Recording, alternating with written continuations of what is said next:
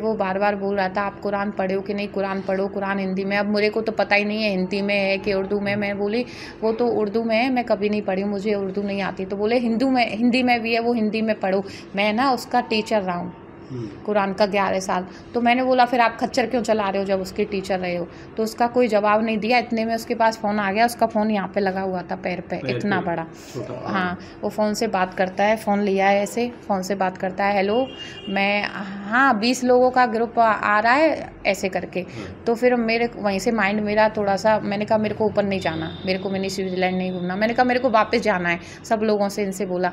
तो फिर वो बात ही कर रहा है, बोलता है 35 वो ब्रेक फेल नहीं हो पाया, वो प्लान बी 35 बंदूकें मैं भिजवा दिया हूँ घाटी, और बॉक्स पूरा भेज दिया हूँ ऐसे करके। तो और ज़्यादा डाउट हुआ हम लोगों को। तो मैं अपने पति से इशारों से कि उसकी फ़ोटो लेने के लिए कि ऐसे स्क्रीनशॉट ले लीजिए।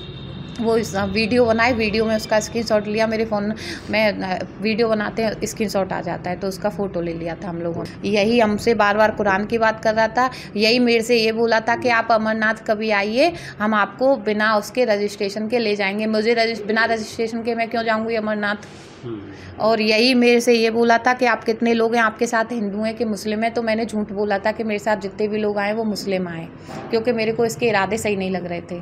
फ़ोन इसने ही निकाला? फ़ोन इसने यहाँ पे रखा हुआ था, यहाँ पे इसने फ़ोन निकाला। यही बंदूकों की बात किया था, 35 बंदूक। 35 बंदूक। हाँ अच्छा। और यही 35 बंदूकों की बात किया था।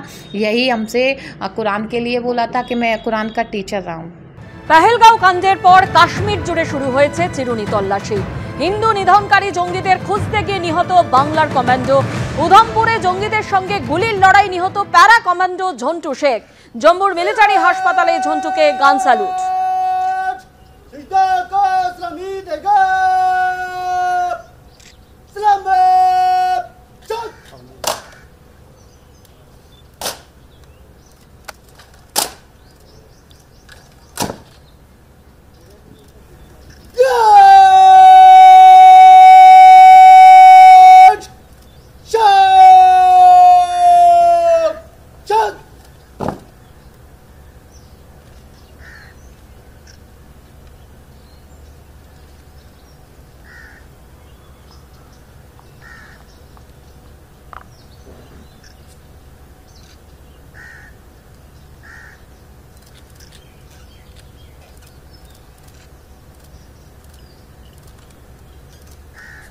সকালেও মেসেজ এসে 6:30টার দিকে আমি ভালো আছি, আর 9:30টায় ওই খবরটা আসে আমার কাছে। মৃত্যু খবর আসেনি, আমার কাছে এসে ওর ঘাড়ে চোট লেগেছে, ও ঠিক হয়ে যাবে। আমার বাড়ির লোকও আমাকে বলেনি, আমি নিজে ইউটিউব চালিয়ে আমি বার করে দেখেছি আমার হাজবেন্ডের খবর।